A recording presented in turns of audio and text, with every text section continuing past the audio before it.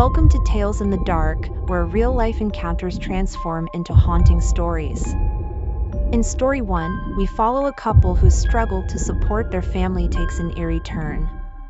What begins as a cleaning job at a local clinic soon becomes a descent into the paranormal. Shadows in the hallways, chilling encounters, and an unshakable presence make them question what, or who, lingers after dark.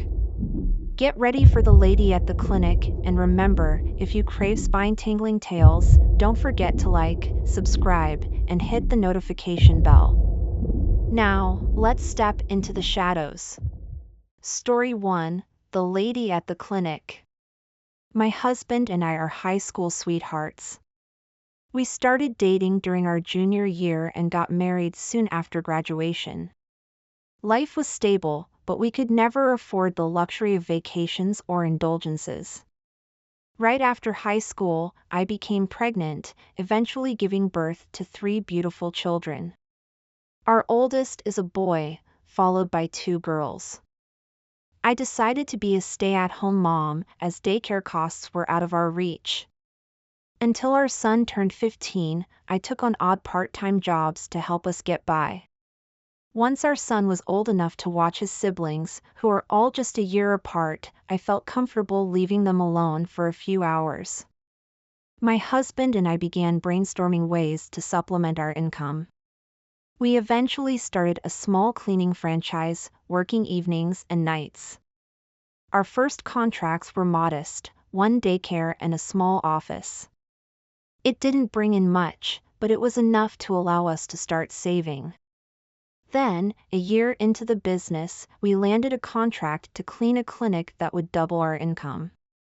The first 6 months cleaning the clinic were a blessing. Money started flowing, and we could finally see the light at the end of the tunnel. But then, something changed. I experienced something I can't explain, and from that moment on, nothing was the same.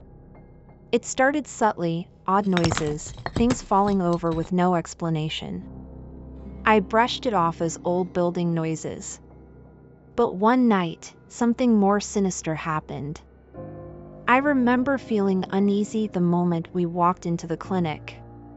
It was a warm summer night, but inside, it was unnaturally cold, colder than usual. I tried to ignore it, telling myself it was better than the day's blazing heat. As my husband and I split up to clean different areas, I started to get random chills. The hair on the back of my neck prickled, and goosebumps covered my arms. I told myself it was just the cold, but deep down, I knew something wasn't right.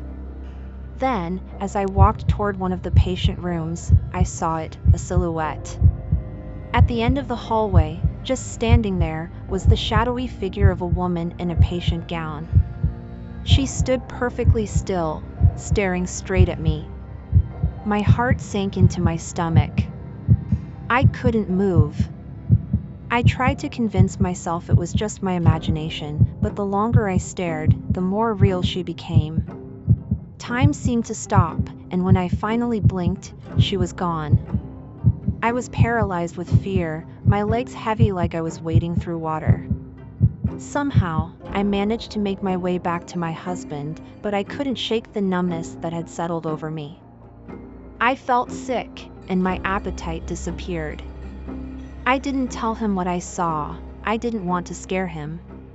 We needed this money for a new home and our son's college tuition. After that night, the paranormal activity escalated rapidly. It was no longer subtle, it became something I dreaded, something I could feel coming before it even happened. I learned to anticipate it.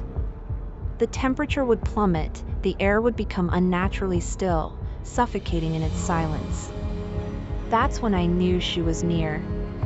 My body would betray me instantly, goosebumps crawling up my skin, a chill gripping my spine, the hairs on the back of my neck standing on end. Sometimes I'd catch fleeting glimpses of her, always from the corner of my eye, lurking just out of reach in the shadows, watching. The doors never slammed shut, but they'd slowly close, almost mockingly, as if to remind me that I was never alone in that place.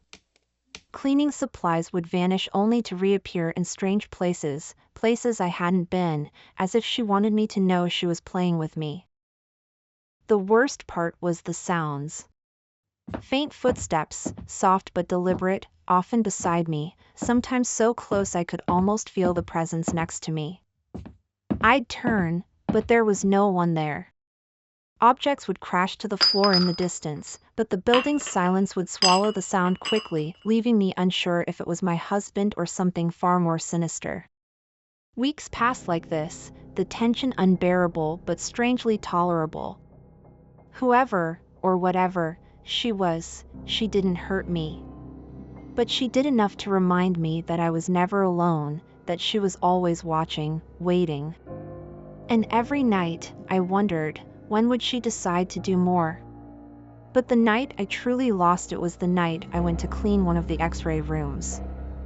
The air was heavy, suffocating, and the temperature had dropped even lower than usual. As I emptied the trash can, I heard the door creak open slowly. I thought it was my husband, but when I turned toward the door, I realized I was wrong. There was no one there.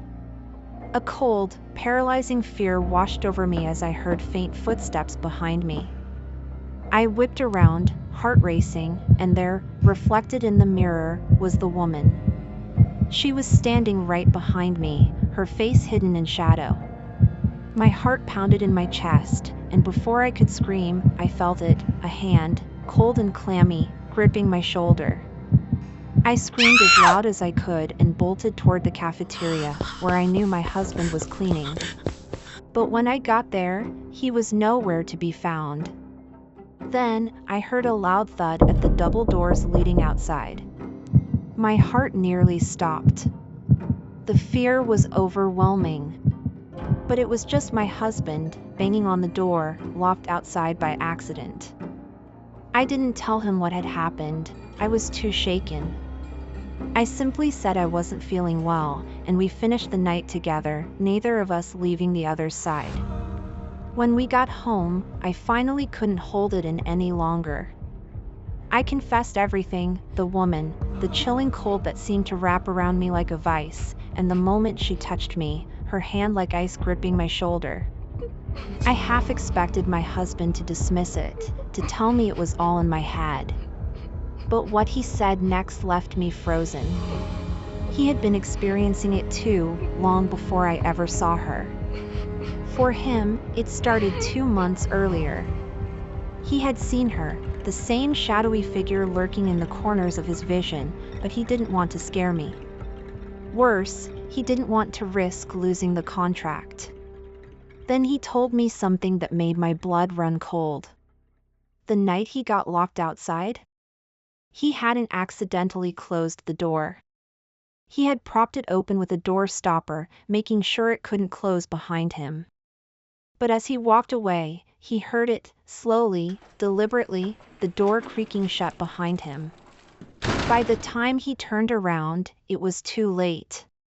He rushed back, but the door was already locked. Something had closed it, and it wasn't the wind. We stared at each other in silence, both realizing that whatever was in that clinic wasn't just watching us, it was playing with us, testing us. From that night forward, we made a pact.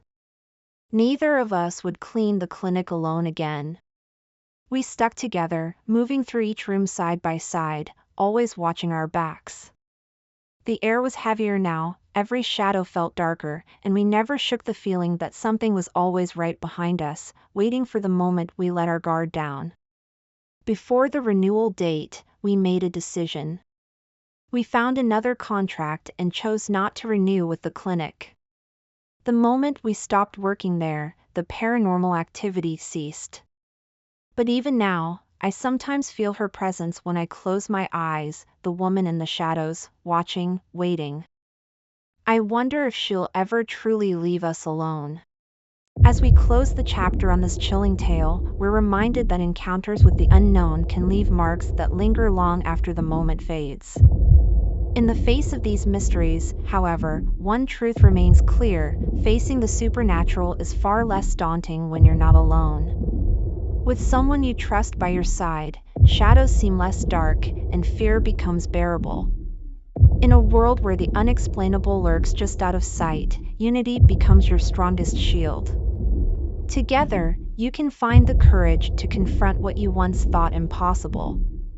If you enjoyed this story, remember to like, subscribe, share, and hit the notification bell. Stay close, because here, in Tales in the Dark, the unknown is always waiting.